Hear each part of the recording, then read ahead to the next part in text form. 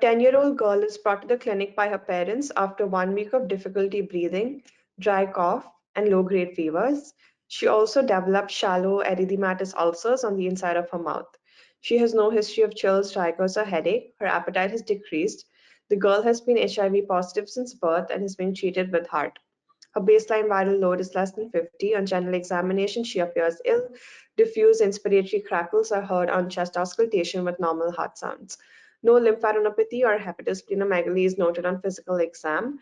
A blood sample is drawn which shows a CD4 count of 100 and a viral load of 25,050.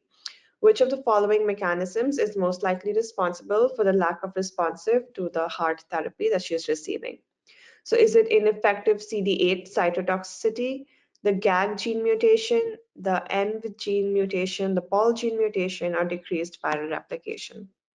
So the diagnosis here is a pretty straightforward diagnosis, but you need to know the mechanisms. You need to know what each of these genes does and what could most likely be responsible for a mutation, which could lead to lack of responsiveness of therapy.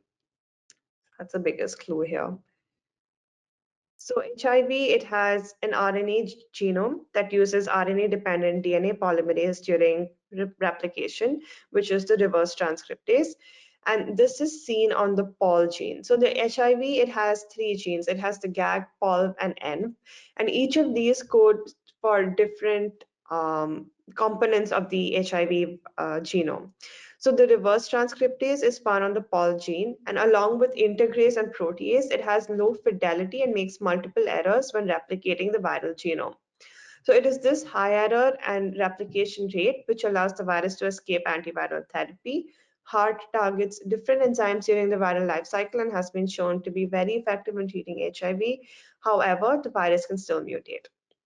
Okay, so let's just go over a little bit of just some basics about what this looks like.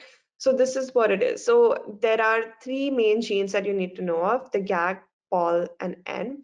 The POL is what we were talking about in our question. This is what's responsible for translation of proteins. 3 proteins: the protease, the reverse transcriptase, and the integrase. So like they said in the explanation, the reverse transcriptase is present on the POL gene, and um, they synthesize the protease and the integrase gene, which are responsible for um, formation of protein components of the HIV genome.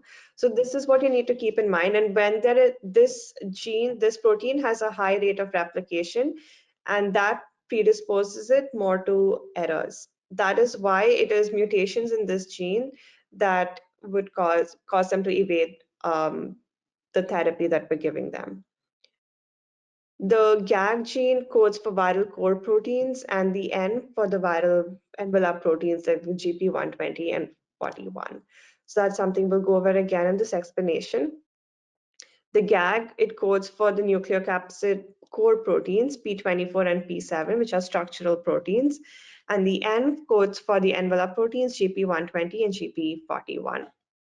Okay, so the key takeaway point here is that the POL gene is responsible for the reverse transcriptase, integrase, and protease production. And reverse transcriptase has a high error rate during viral replication, which is what causes mutations and causes it to invade the immune system as well as therapy. Thanks for watching. Please give a thumbs up and subscribe for more.